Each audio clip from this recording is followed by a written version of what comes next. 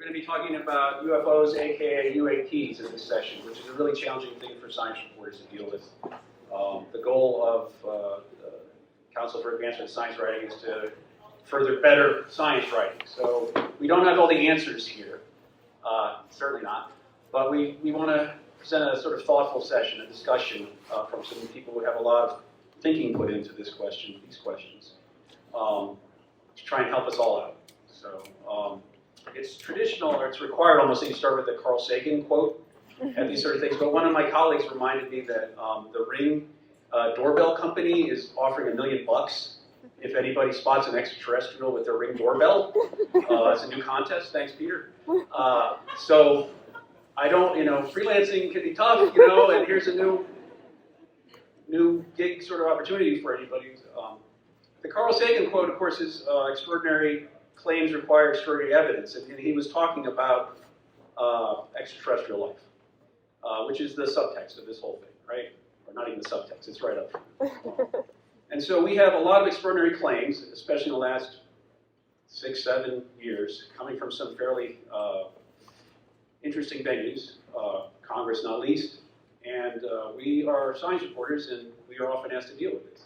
So what are we going to do? It can be lonely to be the one writing the story saying, like, yeah, I don't know about this, when everybody else at 60 Minutes is over there saying, look at this film.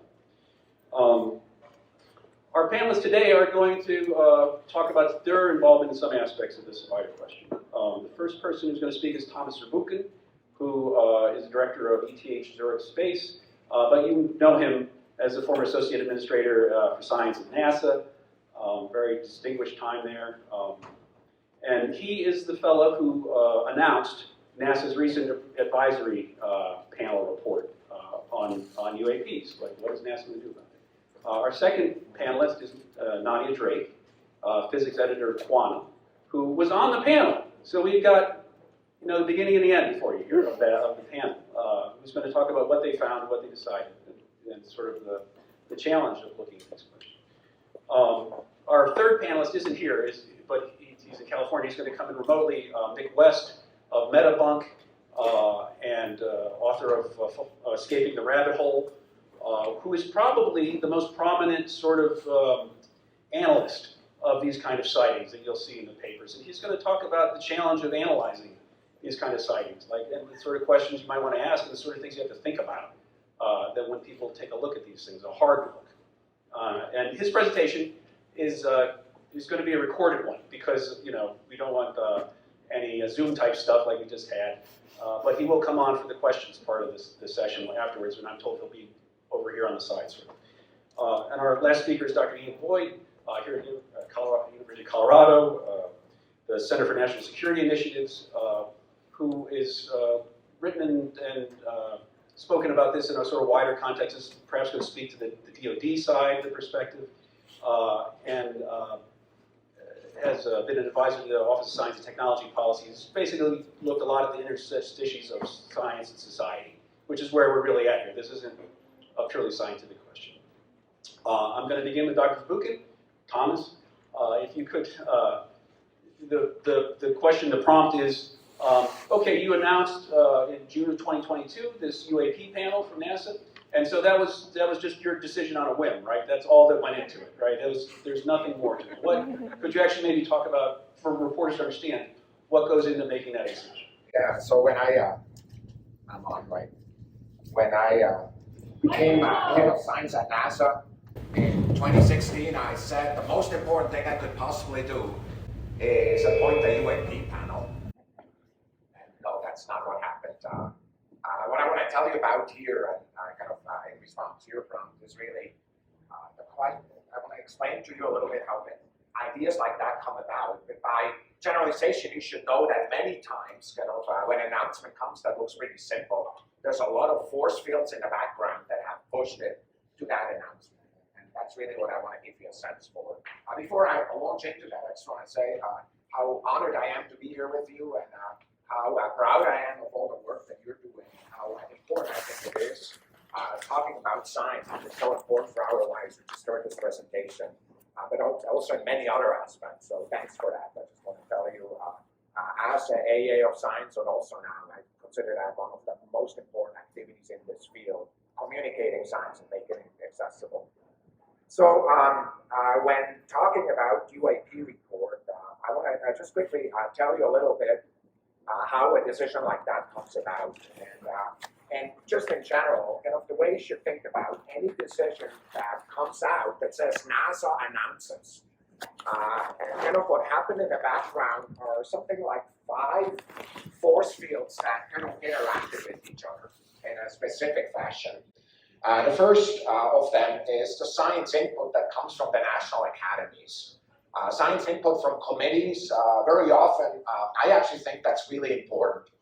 Even though I'm a scientist, I'm a PhD astrophysicist, I'm not a specialist in most science. And that's why I'm so dependent on inputs like that. We want to work on the most important science, not the science I or one individual at NASA, DOD, NSF thinks is the most important. The second piece, which is really important, many people don't think about it until it hits them in the face, is the public. The public gets amplified through social media, and it smacks back through many channels in a fashion that is a surprise the first time it hits you. And frankly, I learned that really quickly. I was in a press conference where I was not supposed to make news.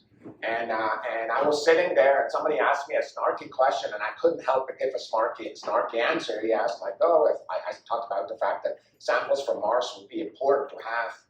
And he said, what would happen if Elon Musk showed up right now and delivered the samples at NASA headquarters because he brought him back? And I said I would go out and throw a party for him with my own money, because I just came out of the ethics briefing and said I'm not supposed to use government money. I said I pay with my own money and celebrate, because what happened is the strategy that we used in the US to include commercials have worked and have benefited science.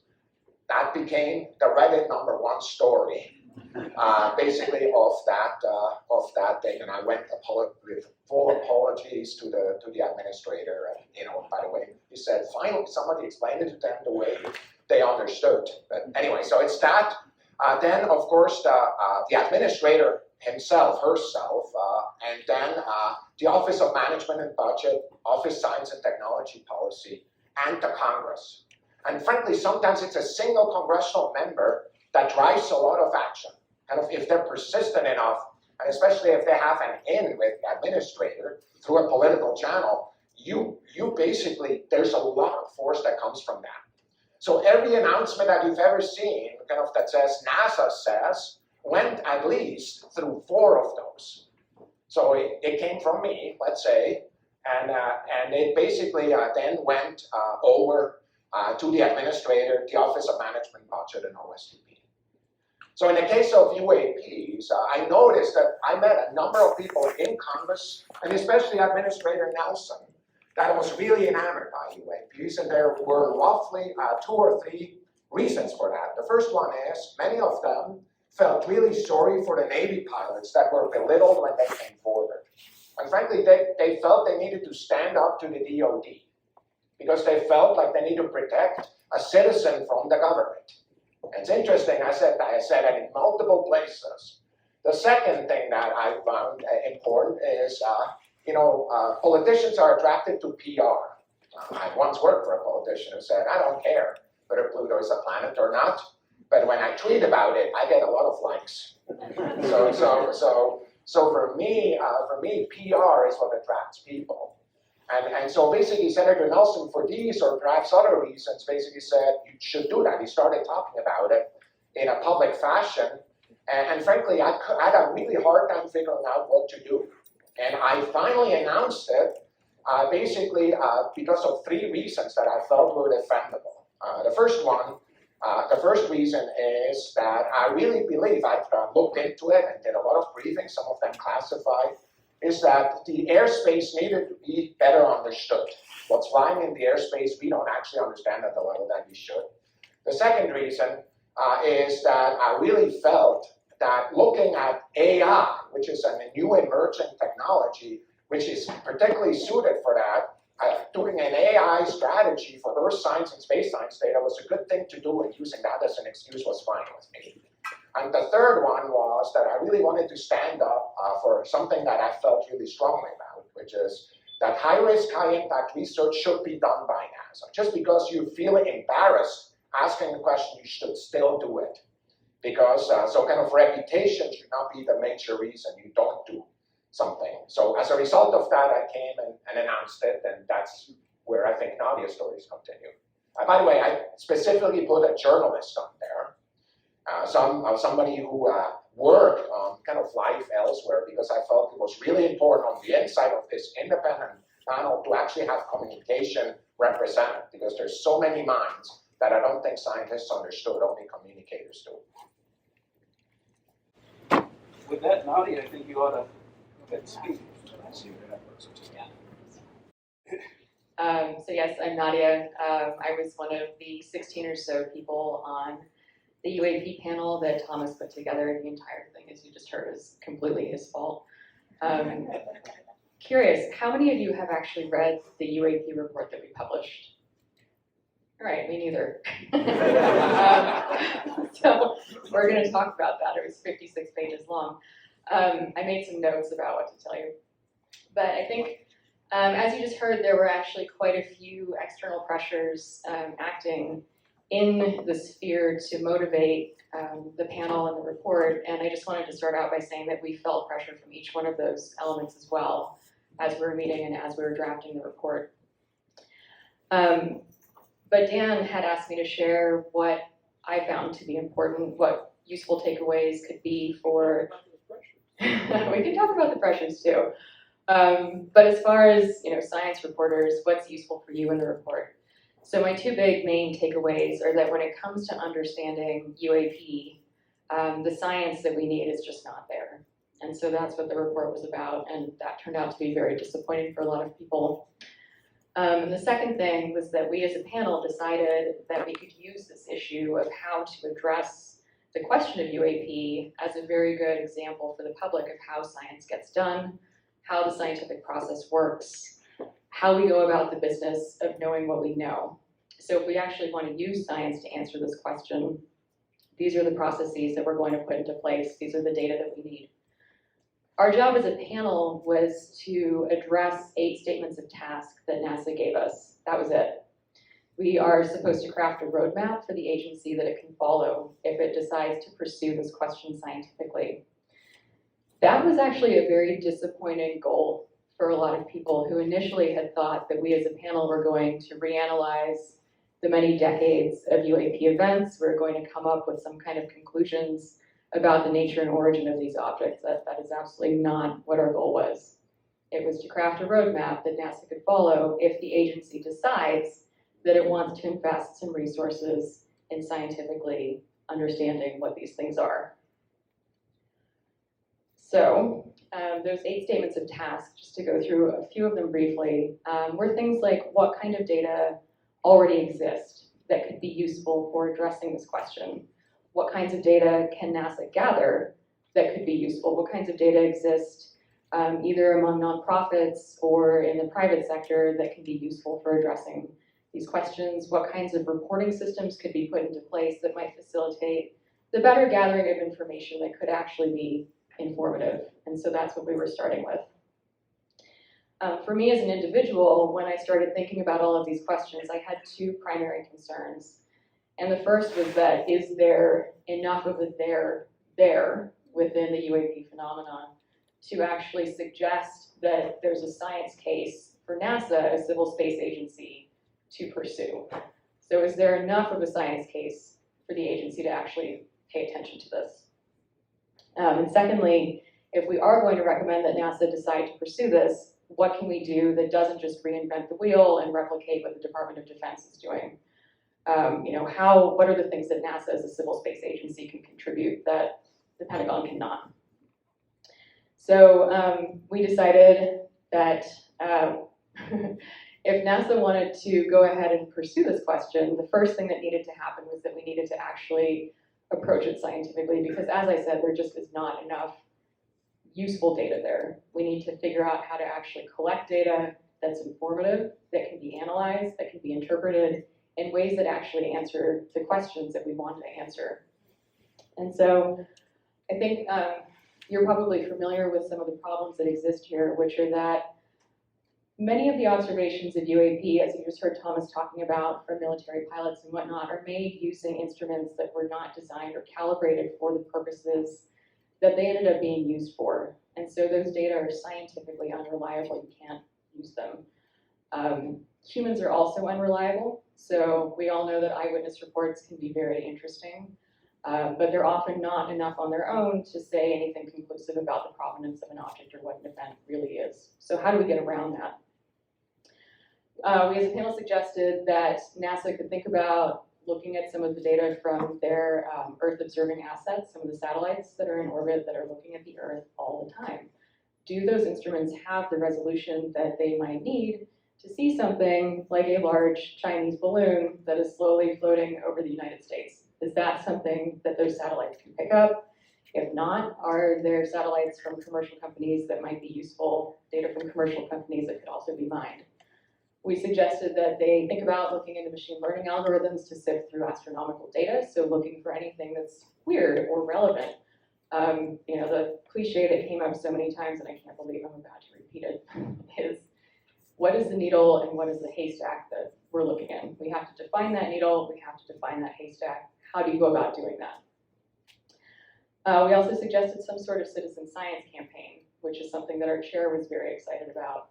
So really harnessing the power of all of these people with all of these smartphones to maybe come up with a way to make reports, put them into a system, and include metadata that can be really useful for figuring out what something is. And then we also address the issue of searching for alien technosignatures. So searches like the search for extraterrestrial intelligence that are looking for signs of alien technology. Is there a continuum between looking for technosignatures that are far away and looking for technosignatures that might be closer to home? And that's a question that we left open.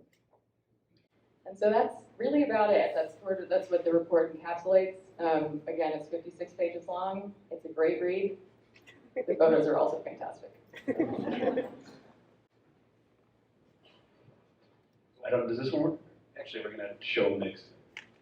So this leads into a presentation from Mick West. We recorded it earlier to try and avoid some Zoom nonsense. The problem, though, is we have screen nonsense, so I think this is going to be over on the sides of the presentation. But if we could go ahead and start that. So Nani just said that science is not there, right? And the point of this is that we're on deadline. And so we got what we got. How do we write about it in a sensible way when some observation comes up? And that's hopefully what makes our presentation here we'll talk to a little bit, because he spends a lot of time analyzing these things, and hopefully it'll be food for thought for everyone. And I've just been saying that in a way to hopefully get the video started. Are we good? The problem with writing about the science of UFOs is that there's very little science to write about. Studying UFOs has always been a bit of a fringe topic for a variety of reasons, but it shouldn't be that way, because UFOs represent some very real issues for flight safety, national security, and scientific inquiry. This is especially true when the UFO event involves a pilot, and most of all when it's a military pilot. If someone in a fighter jet can't identify something they see flying around their plane, then we got a problem, regardless if it's a Chinese drone, an optical illusion, or an alien spaceship. But for scientists, military UFO events are not very useful because a lot of the information is classified.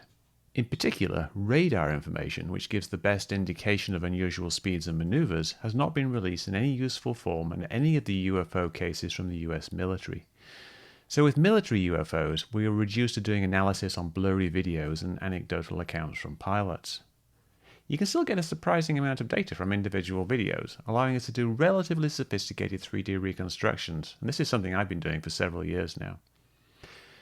The famous gimbal video, which looked like an actual flying saucer, turned out to be an optical effect, a glare just obscuring a hot object, and it was only rotating because the camera was rotating, maybe just a distant plane. The Go Fast video turned out to be going slow, maybe just a balloon drifting in the wind. The Tic Tac video looked like an object moving around, but it seems like that's all camera motion, again possibly just a distant plane. This green triangle looks like a flying pyramid, but actually it's just a camera artifact. The flashing light is probably just a plane, most of the triangles are actually out of focus stars. But in all these military cases we don't know exactly what they are because we don't have access to the classified data. You'd hope the military has done some good scientific analysis with their classified data, but we have little indication of that. They took 2 years to figure out these green pyramids, but internet investigators figured it out in just 2 days. UFO reports from civilians are unencumbered by military secrecy, but we still lack any kind of rigorous scientific framework. Commercial pilots have the best views of the sky, but are discouraged from filming in the cockpit, and many feel that reporting sightings will be harmful to their careers, so we only get partial reports. Even so, again, we can do quite sophisticated analysis. One example is the so-called racetrack UFOs that many commercial pilots have been reporting. These are bright lights that fade in and out of visibility, often near the Big Dipper to the north. One such case is this video. Filmed using a night vision camera, it shows an unprecedented number of UFOs. On the Metabunk forum, we recognize this as looking like Starlink satellites, briefly reflecting the sun near the horizon. But the video was anonymous, without an accurate date and without a location, so it remained unsolved for several months. One clue was these blinking lights. Metabunk user Flarky determined that these were warning lights on wind turbines. He used the public database of turbines to export their location to Google Earth, then looked around until he found a match giving a rough location. We could then use the stars to figure out what direction they were looking in and roughly what time of day it was. But without an accurate date, it was very difficult to figure out exactly what we were looking at. The breakthrough here came in 2 parts. Firstly, I wrote a full 3D simulation of stars and planets and added an accurate rendering of Starlink satellites using the public data supplied by NORAD. This allowed us to try to match the Starlink patterns in the video, but without a more accurate date and location, this still proved very difficult. Finally, Flarky looked at the history of lightning storms in the area using a public database. Widening the search window, he found a much better fit for the weather a few days earlier than we'd been looking. The accurate date allowed us to identify a likely candidate for the plane the video was filmed from. Then in my simulation, I attached the camera to that plane, adjusted the start time of the video and some of the more distinctive configurations lined up, and bingo! We've now identified the exact Starlink satellites in the video down to the second, using a variety of public data and a lot of hard work. Accessible public data is key. If we had the flight number and a date, we could have solved it in a few hours. Military cases are going to remain limited in data accessibility, so the best route for scientists to figure things out is going to be focused on public data sets and individual cases with sufficient information. UFOs are almost certainly not alien visitors. But if we don't know what something is, something a pilot sees out the window, then we should try to figure it out. UFOs, or UAP, are often mocked because of the associations with aliens and the supernatural. Scientists stay away because the topic seems silly. But given enough data, we can still do good science. We can solve many individual cases, and we can get a better idea of what's actually going on in the sky. Thank you. Okay, so our last speaker is going to explain all this to us. We've just heard that it's pretty complicated and there's a lot going on here. And I'm going to, instead of narrowing down, we're trying to widen out here. So I'm asking Dr. Boyd to talk about the UAP phenomena in a sort of wider context. There's more going on here than this. Yeah, thank you. I think one of the really interesting aspects of this topic is, the fraction of the population might be interested in it, right? So what lies behind the interest in UAPs and UFOs, probably, is whether there's any life form anywhere in the universe, right? And if you kind of took a poll of the population, I think a very large fraction of people would be interested in the answer to that question. So, if you have an interest meter, right, it's way over here, very interested, right? And then you ask the question, well, what fraction of the population might be interested in knowing if we have aliens visiting us, on UFOs, right? Then this meter starts to swing way over to the other side, because I think it's fair to say it's a relatively small fraction of people that believe there's UFOs flying around in our atmosphere. But then when you have an agency like NASA express interest in the topic, right? So then the interest meter starts to move over. And behind all of this, there's a really important contribution to be made by the scientific community and the science communications community, which you all represent. One of the things I wanted to talk about today, and it's been mentioned a few times, is why we've heard about from Thomas and Nadia, where NASA's interest came from. I think there are other government agencies who have more compelling needs to better understand UAPs, UFOs. Department of Defense, you mentioned, and also the Federal Aviation Administration, the FAA. With the DoD, as has been said, if you're a pilot in the Air Force and the Navy and you see something on your sensors that you don't understand, that is a real problem. And one of the great examples that came out of the Chinese balloon episode was that in a time of enhanced tensions internationally, leadership has to make difficult decisions, right? Do we shoot this thing down? Do we let it fly over the U.S.? And in that episode, right, public opinion swung very quickly from shoot that thing down already to why are you shooting everything down already, right? And if we had better data and better science to understand what those objects were from the very beginning, then maybe leadership would have had an easier time of figuring out what to do. I think one of the challenges for the Department of Defense is time. We saw the video from Mick and all that great work in trying to figure out what's been seen in specific instances. Maybe it took a couple of days, right? Maybe it took a couple of years, and maybe it's somewhere in between to really explain a specific event. But if you're an Air Force pilot and you've got something on your screen, you don't have that time. You don't have that luxury, right? And decisions have to be made. I would say it's kind of the same thing for all of us when we fly, and the FAA has the responsibility. If there's something strange and interfering with a commercial flight, whether it has people on it or cargo, that's also a real problem, and you probably also don't have time to really figure out what's going on.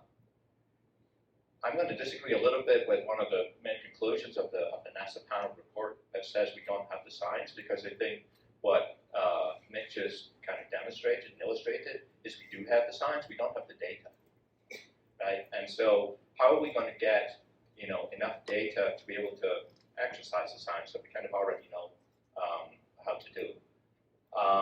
And I think that is going to be incredibly expensive. The part of the problem, and I think Maddie, you mentioned this, is that sensors that are on aircraft today are not designed for detecting UFOs and UAPs.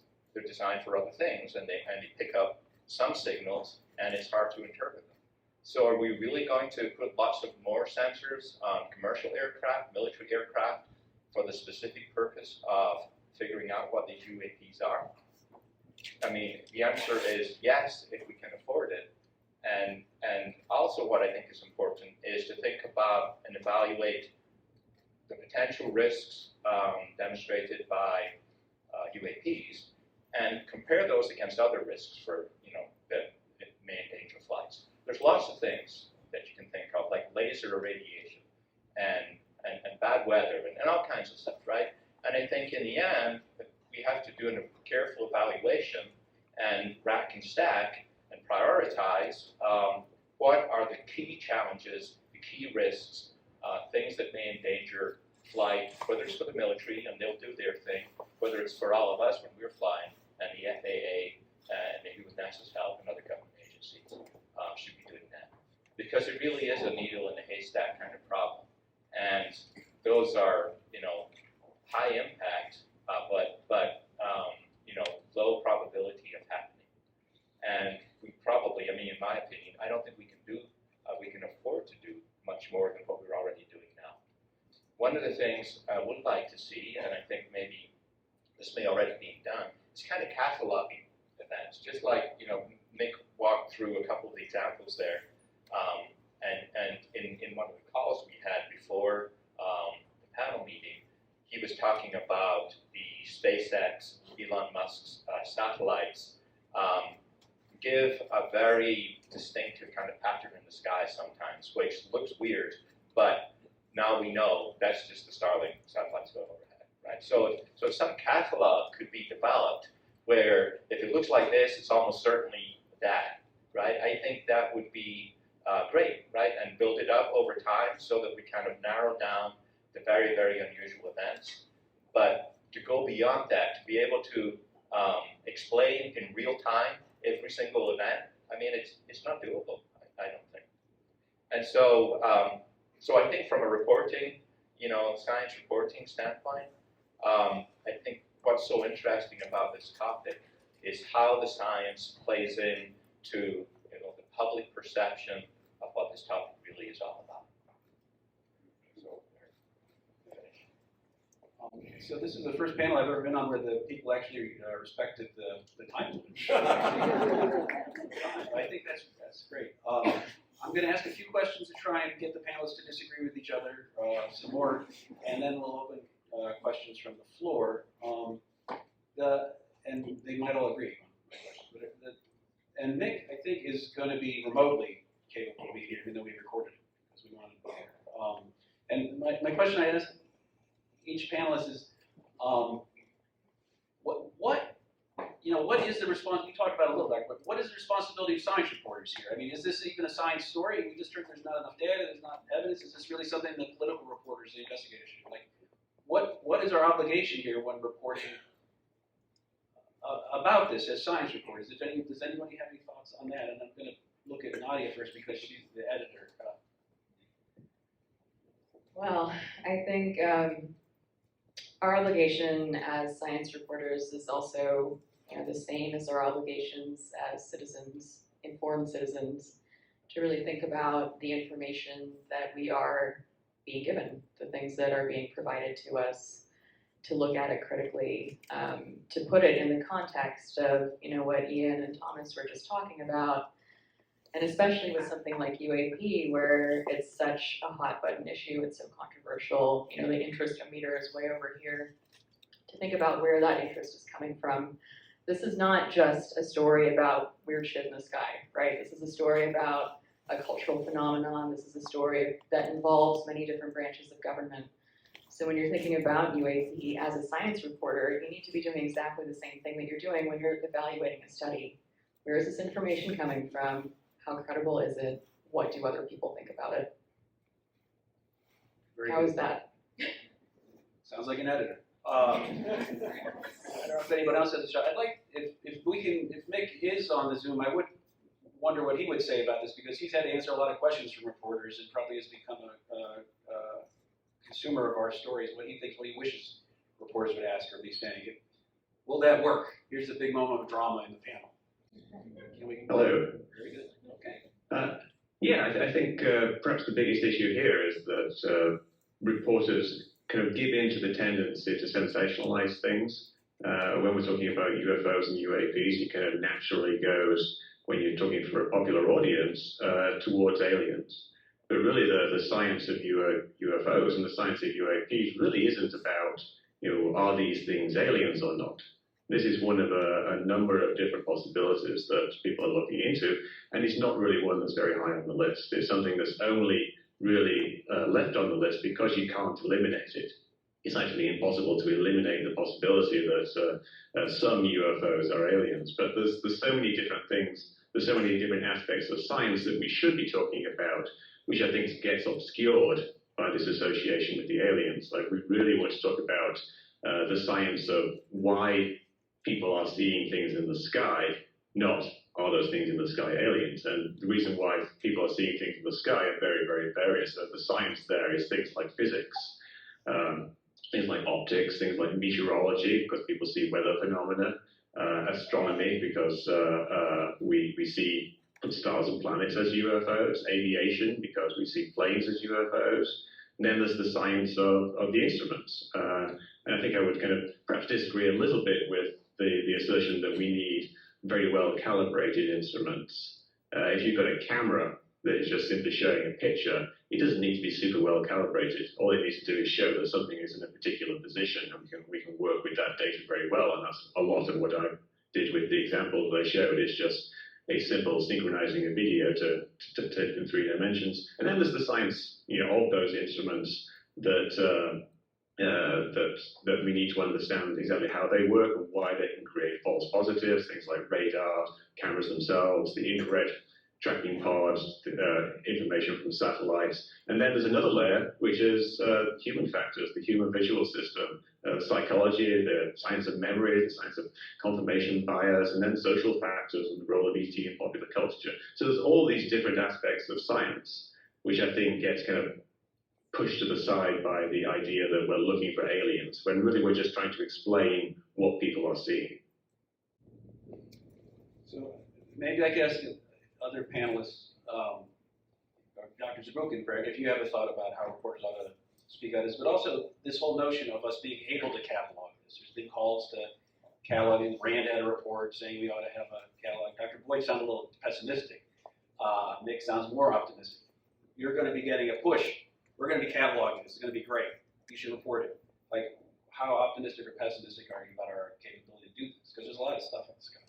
Okay, so first and foremost, I'm a strong believer that science journalists should report on things that are science, but also things that are in the interest of people.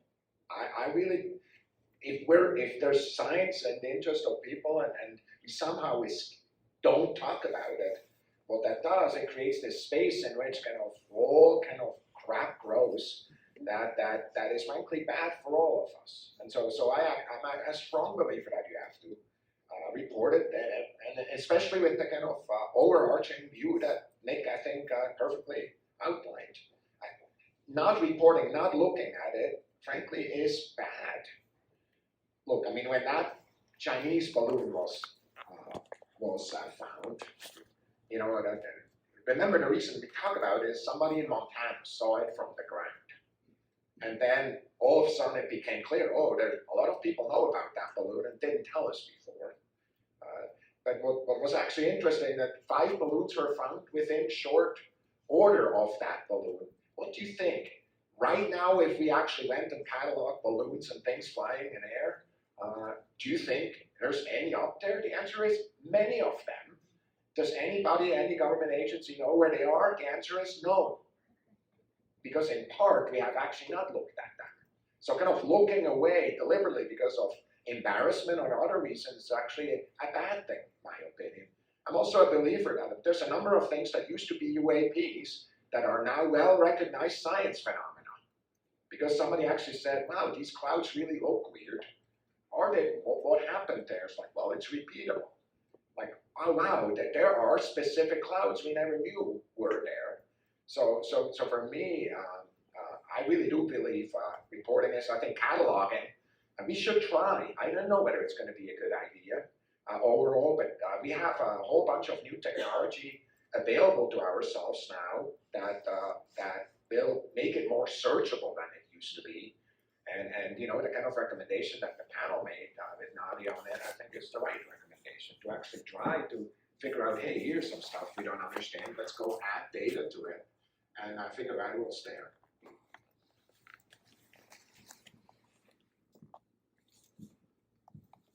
Yeah, I think another important aspect here is it's really, I'm going to say, your responsibility to report the true science, right? There's a lot of, like with everything, there's a lot of untrue science that is reported. And a good example I had of that recently was, unfortunately, in the Maui fires, there were, you know, reports on the internet about blue objects somehow survived the fires. And there was photographs of blue cars in amongst all the ash, and blue roofed houses that had survived and all this kind of stuff, right? That is total crap, scientifically, right? And so, you know, whether all the public has an appetite for the true science or not, you know, a lot of the people who do have the appetite don't have the knowledge. And so that, you know, amongst many things, that's critical for your community to make sure when there are stories that have a science element to them, that the true science is being reported. And next I want to drag Nick back in because we had all the trouble to zoom him in and it worked. And also for the other panelists.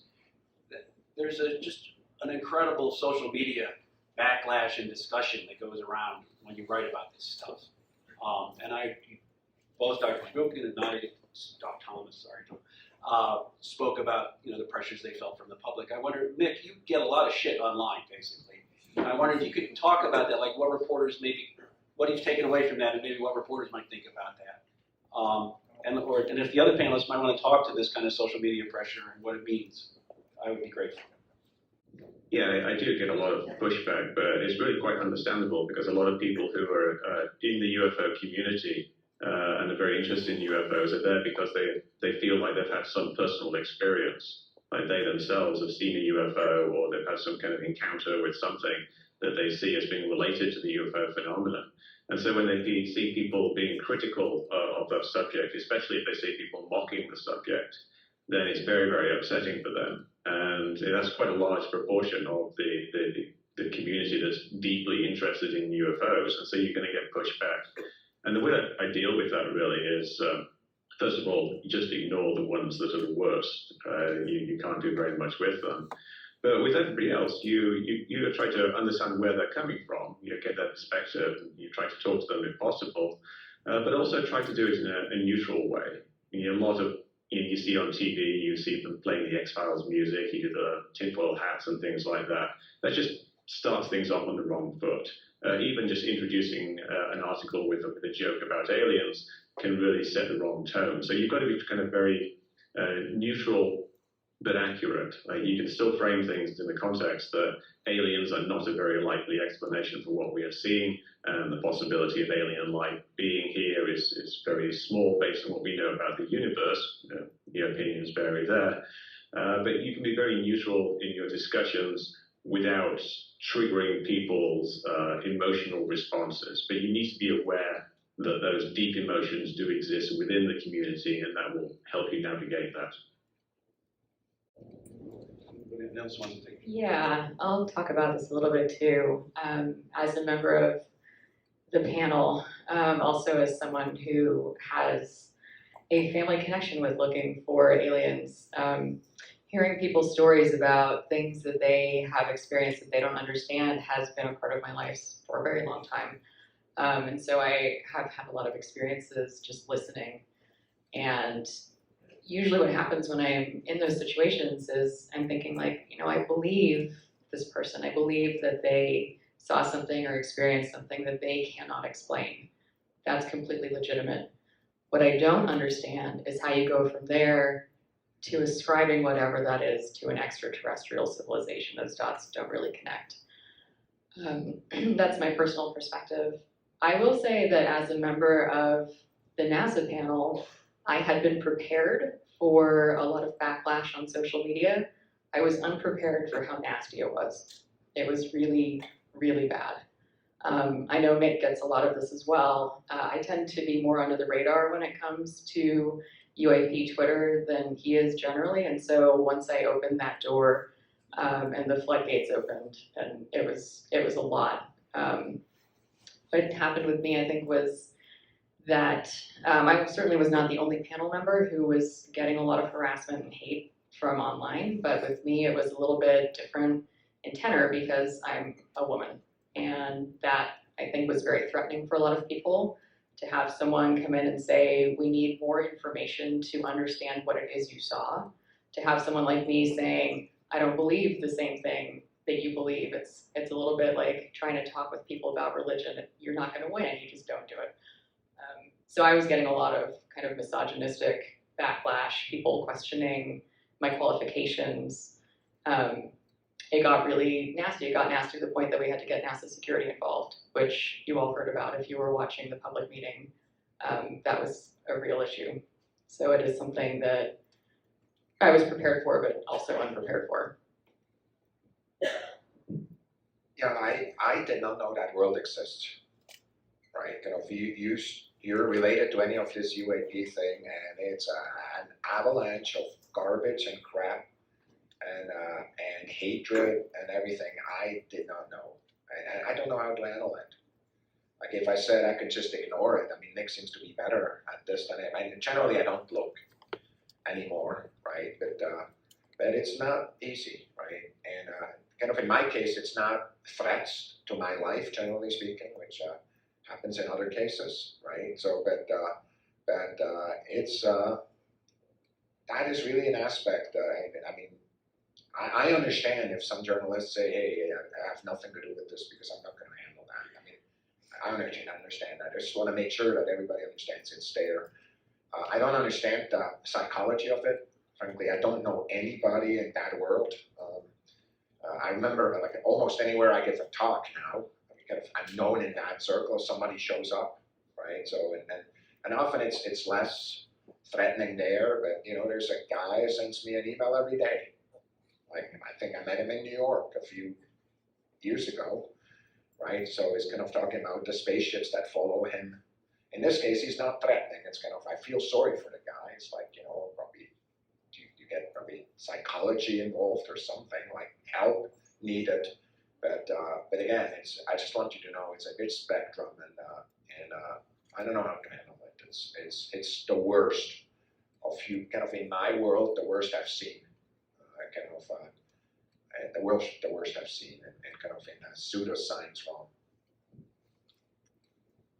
So I started to talk by mentioning extraordinary claims, and I'd like the panelists, if they have any thoughts on the most extraordinary claim maybe we've heard this summer was in a congressional hearing where a former Defense Department official claimed that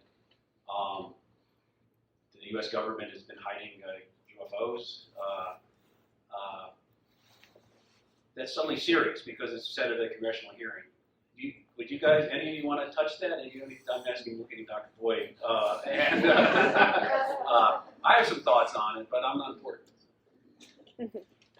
Well, right, great, thanks a lot. Well, I mean, you know, in any group of society and people, there's always going to be a range of opinions, even within the Department of Defense, right?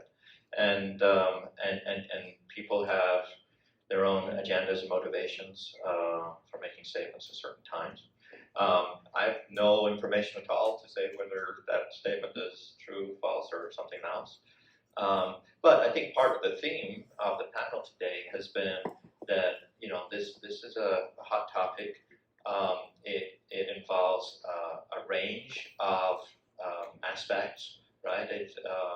From science, which is what we're primarily here to talk about, but that's definitely not the only factor here in this topic. So I would like to, you know, venture the truth behind that statement or not. I'll share a quick story. I used to live in the Midwest near Wright-Patterson Air Force Base, and that's the place where it was rumored that after the Roswell aliens were brought to Earth, they were stored in Ohio, in the Wright-Patterson Air Force Base. And I was doing this tour of the base, and the tour guide said, "Hey, I'll show you where the aliens were kept." And so we go down into this little, you know, cellar kind of thing, and there was nothing there. That was his idea of the joke. So that's fine. Not to give too much advice, but there was a RAND report out in February that found the only real finding it had was a statistically significant correlation between military exercise areas and reported sightings. So just FYI, not bases, not right path, but like the unannounced areas where exercise is going, just food for thought. And maybe also not to break news, but I have spoken to like several ex-chief scientists of the U.S. Air Force who have told me that they find it very hard to believe that the Air Force could keep something secret when they can't even organize a Teams call. And of course, you don't know what you don't know because of the classification system in this country, which we should all be looking into. It's run amok. Here I am opinionating, but they were very dubious. It might be an avenue to look down into. Not to give Nadi even more of a hard time, but the journalism professor question. This is my question from the audience. I was out in the audience. So how dare you, as a journalist, be on a U.S. government panel? You're part of the man now. And, you know, blah, blah, blah. That's right there. Was that a question? That sounded like a comment. I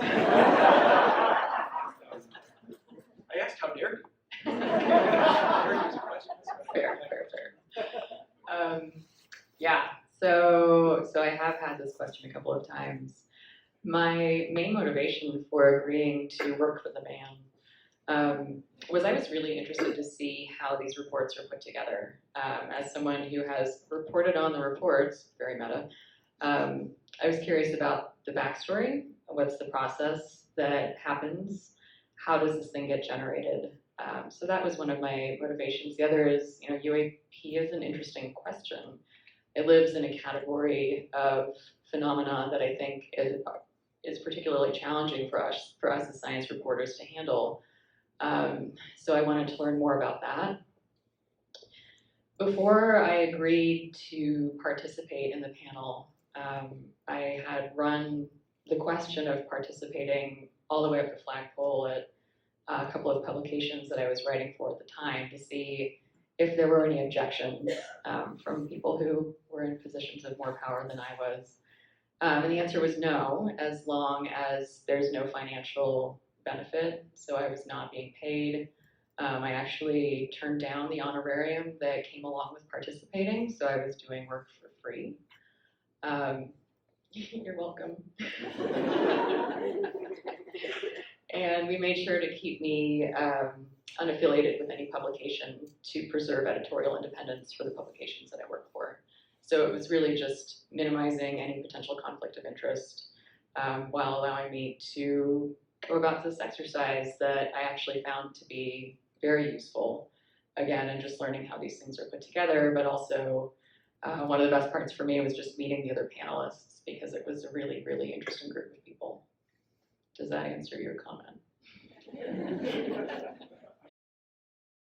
Not a journalism professor, thank God.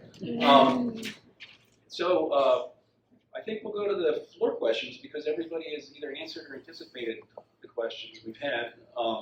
If you guys can handle that. We're going to have to have a little patience with this because we're going to have to hand microphones around. So well, before we do that, so this is the way you ask a question and not make a comment.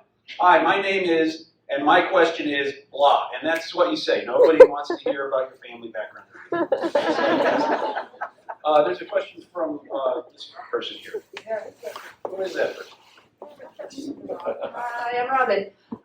Blah, blah. No, my question is, Dr. Boyd, you said there are not public data. There are. You said there are. You disagreed with the other panelists, most of whom said, or maybe all, there are not public data available to track down UAP sources. I believe you said there are, you think, available. You said you disagreed. Could you explain that more?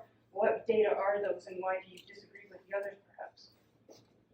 Well, what I meant to say was that the comment had been made, I think it's one of the panel recommendations, the NASA panel recommendations, that the science is not there, and I'm sure that's kind of, abbreviating things a lot. I think the science is there. We have the scientific methods, and we certainly have the scientists who, if you give them enough information and data, like Mick showed in his video, can make their way through these complicated images and observations. So it's the data is not there. We do not have sufficient data, a certain diversity of data to be able to apply the scientific process. So that's what I meant to convey to you. So one of the elements that was really important to me, and I spent a lot of time on before, is that the moment we put the data out, nobody will come and classify it. Because I really believe with what Ian said is the most important thing. We need to make it a more data-rich field. That's the number one issue. Because Nick is amazing that he can get all this information out of a picture. I mean, it's like, I don't know how the heck he does that. But I mean, you listen, it's exciting. But the thing, it should be easier. We should be able to get get more information for a given event and make it data rich. And so for me, that piece, really making data rich, using all the tools that we have together is really, I think, the most important element of what should happen out in response to this report. We'll see what happens. Sure.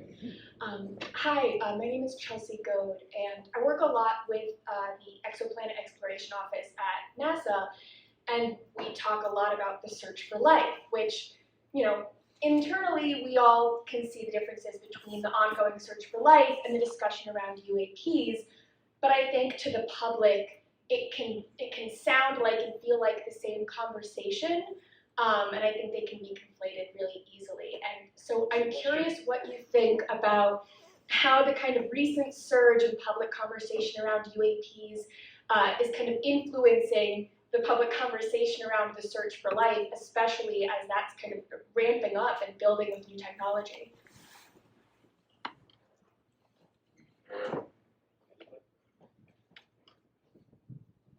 Well, that's a great question, and I think that, you know, if there really are aliens in our atmosphere, right, the fact that they're right here on our doorstep is obviously going to be much more compelling to people than the prospect that maybe there's life in this distant, right, and so that the depth of science in those two examples you talked about there is very, very different. I think it's really science believers and science people who are really interested in science in a deeper way are going to connect with the exoplanet stuff, right?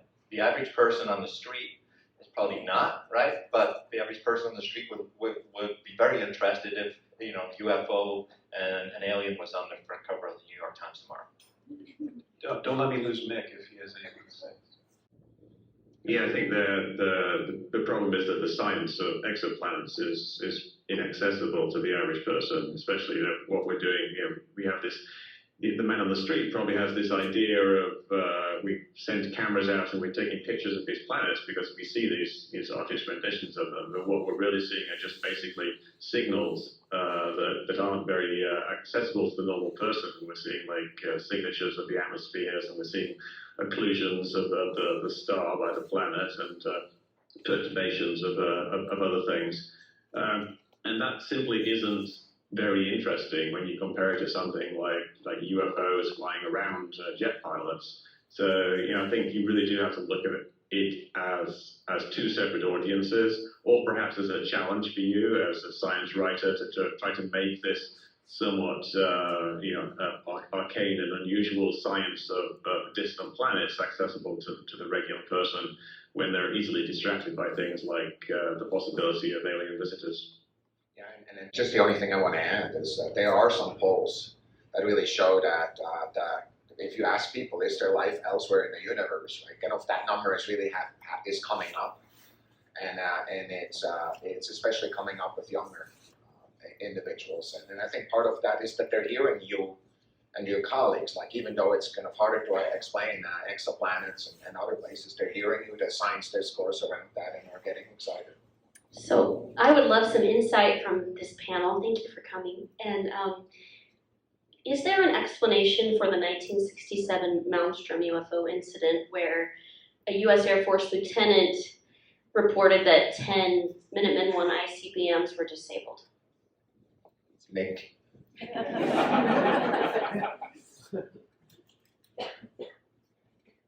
Make her waiting for you.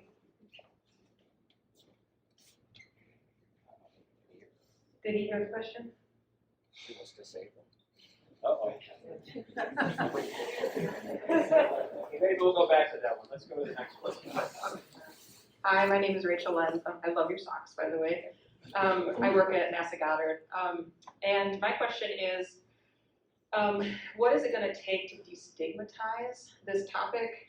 Is it really just talking about it more?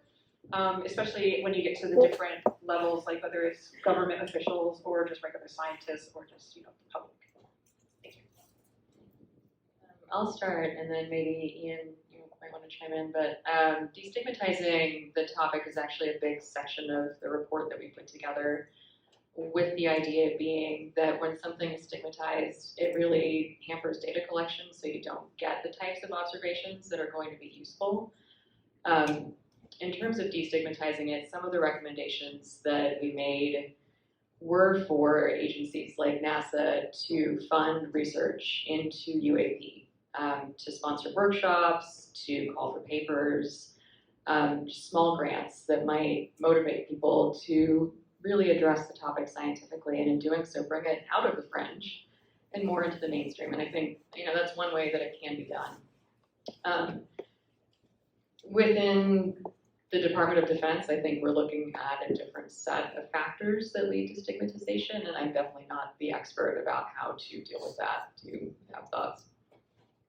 Yeah, I think so one of the things that DoD has done is change policy internally, where pilots are now encouraged to report, strange observations. So it's a formal procedure now and an encouragement to pilots to report things, whereas in the past, it was really a taboo topic where pilots would be probably felt like they would be ridiculed if they reported these kinds of things.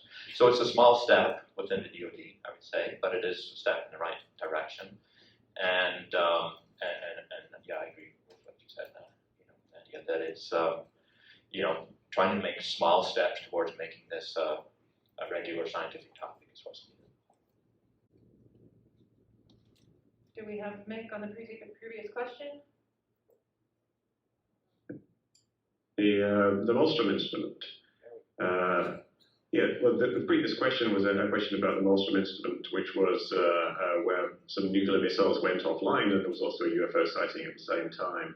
And this is basically has grown into be a piece of UFO mythology that we don't have an explanation for what happened, but there were really two separate events. A guard at the gate saw a red light, which might have been him misperceiving something like Mars or something similar.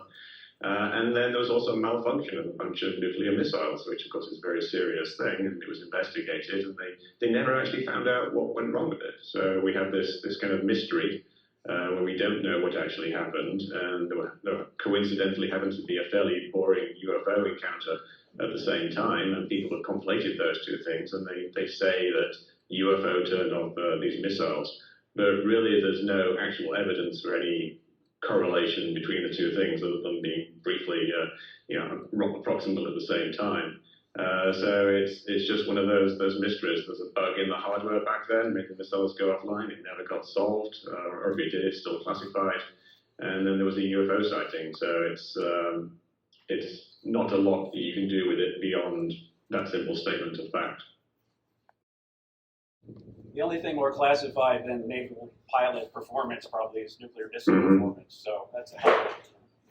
Please go ahead, Henry.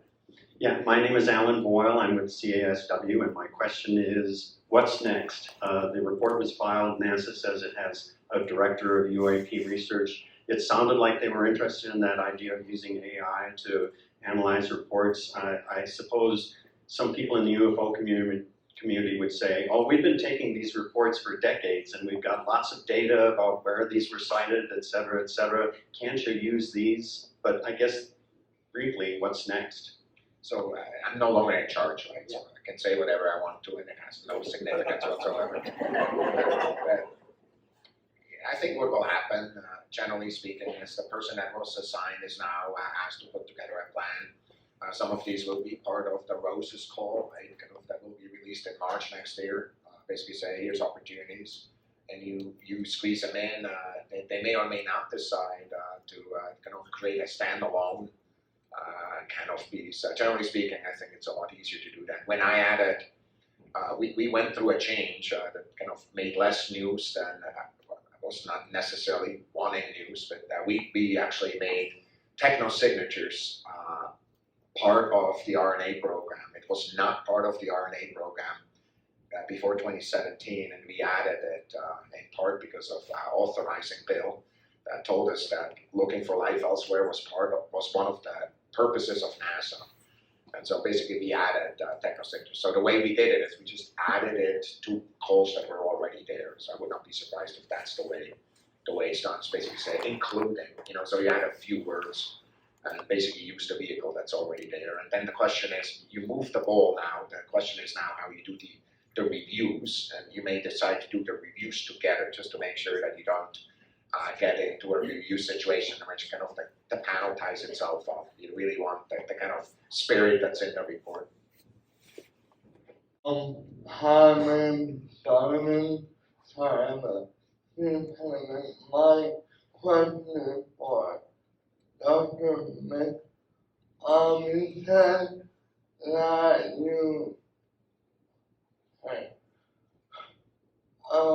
didn't think the quality of the instrument recording necessarily matters, but also you brought up the possibility of false positive. So would it better quality instruments be less false positive? like, So the question is, if we have better instrumentation now, that we'll have fewer false positives. We'll have better sightings. We'll have better signs. Is that? And he's asking Mick, right? Am I understanding? I'm just using first names now. So. yeah, kind of like, why wasn't it like someone said that they didn't think that the quality of instrument mattered so much, but with false positive, then isn't that a case for that it shouldn't matter more? Nick, I think that's your question. You said that quality of instruments didn't matter so much. Do you want to respond to that? In the case of false positives, wouldn't you want the best possible instruments, not just somebody's crappy camera?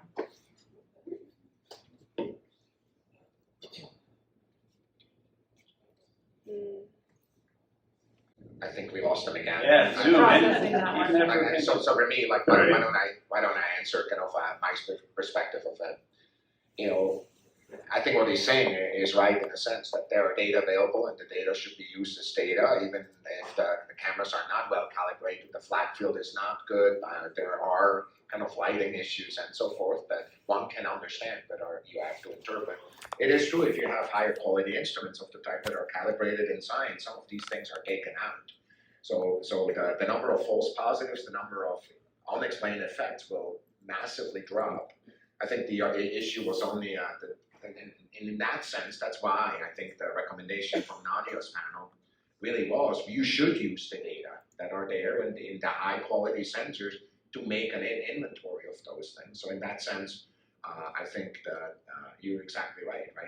It will create more dimensional data. Like you don't just want a single black and white image, you want multicolor, you want it at the radio signature.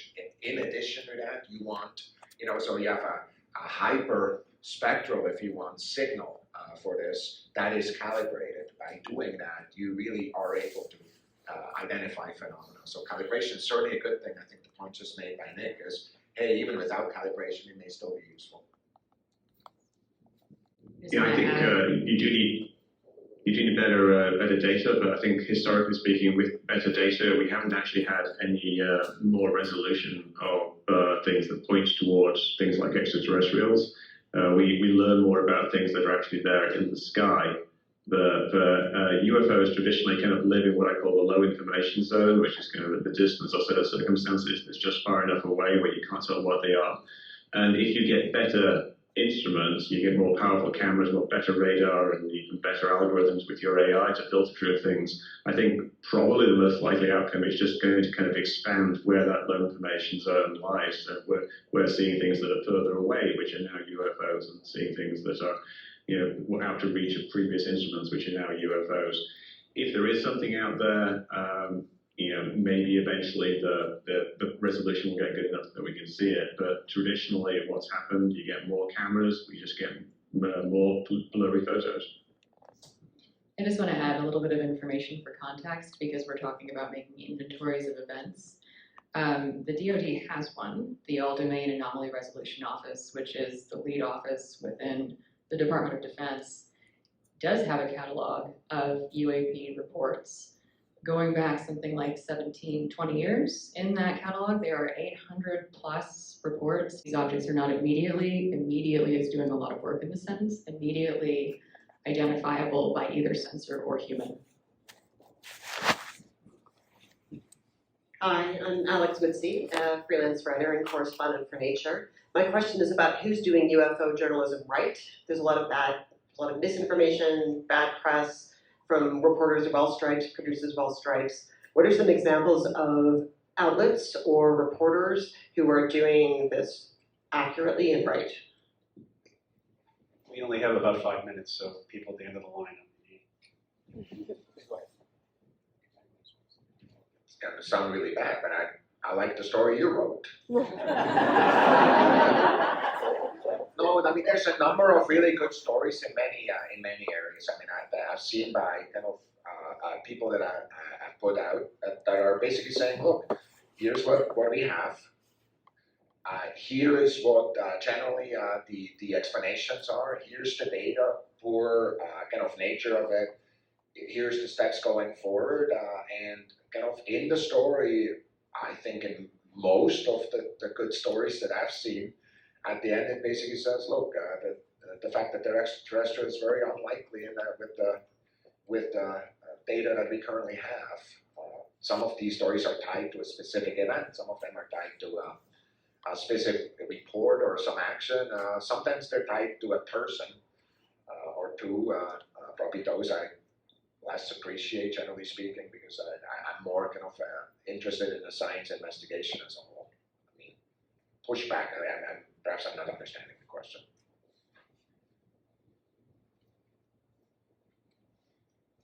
There's been some interesting reporting of all places at the New York Post, I should say, and Science Magazine's news section. If you want to look into the history of how this became a proper public situation, it's worth reporting. It's the Skywalker Ranch DoD nexus is a really interesting thing that I haven't seen enough reporting about, just in my humble opinion.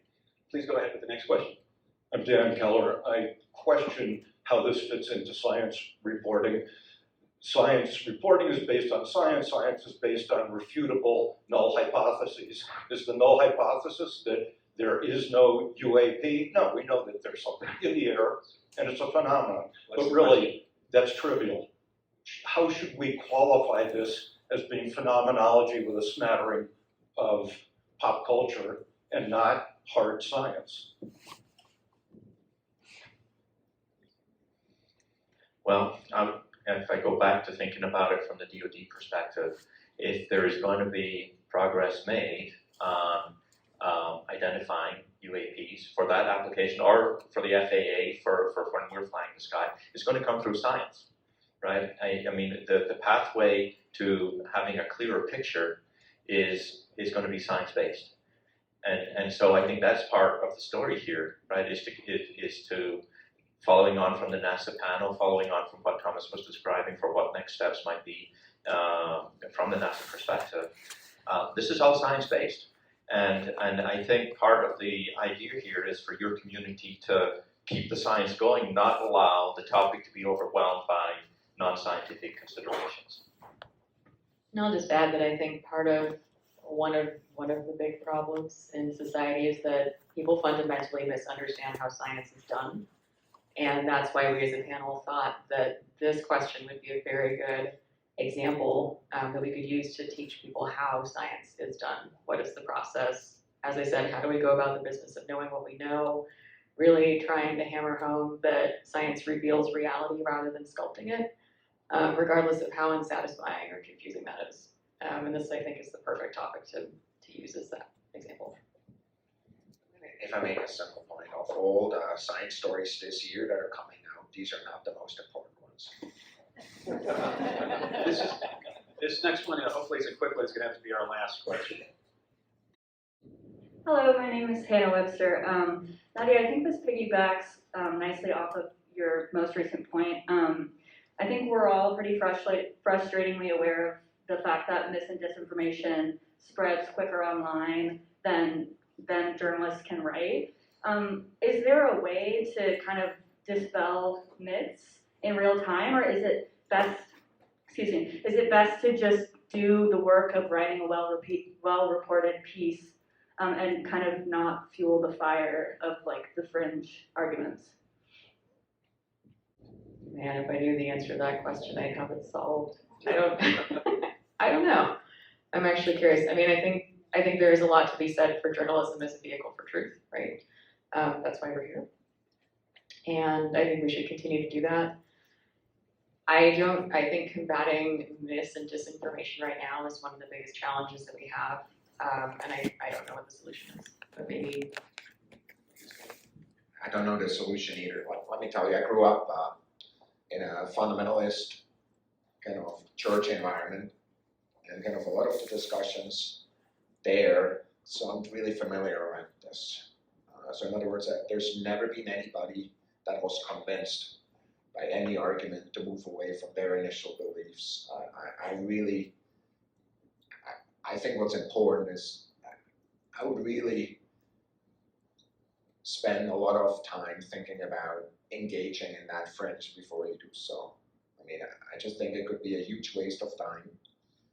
I think what's better is to focus on the principles of science, focus on actual in-depth reporting and kind of creating kind of, and again, not looking away. I mean, that's really what, not looking away, but really focused on what are the most important and most exciting stories and getting them out. I think you could really waste a lot of time by going there. If you engage, I think the only way you can do it, my experience, is one-on-one, starting with empathy, recognizing that the other person is a human that deserves love and respect, even though you may disagree, and kind of go on a journey together. But that's not one of those things that will happen with a tweet or 10 tweets. And so for me, I think for me that is the only way forward on that side. And I don't know how that scales other than in our environment of individuals. That's my experience in this. And I'll just add one other comment to that, which I agree with what Nadia and Thomas have said there. I mean, for a lot of people, this is entertainment, right? And you'll never keep up with the time frames that are involved here. They're going to jump from whatever story you're thinking about trying to explain scientifically to tomorrow, to the next big thing, to the day after the next big thing. And I don't think it's worth trying to keep up with it. I think the right approach is to make sure the science reporting is done accurately, and it'll get through to the people who are open to listening to that. You know, some people are not, right? They're just looking for fun. Okay, I think I told you we wouldn't have any easy answers, and we didn't. But and hopefully this has been good food for thought for everyone. That's all the time we have to talk about it in this panel right now. I'm sure we'll be talking about it again. Thank you to all the panelists. Thank you very much.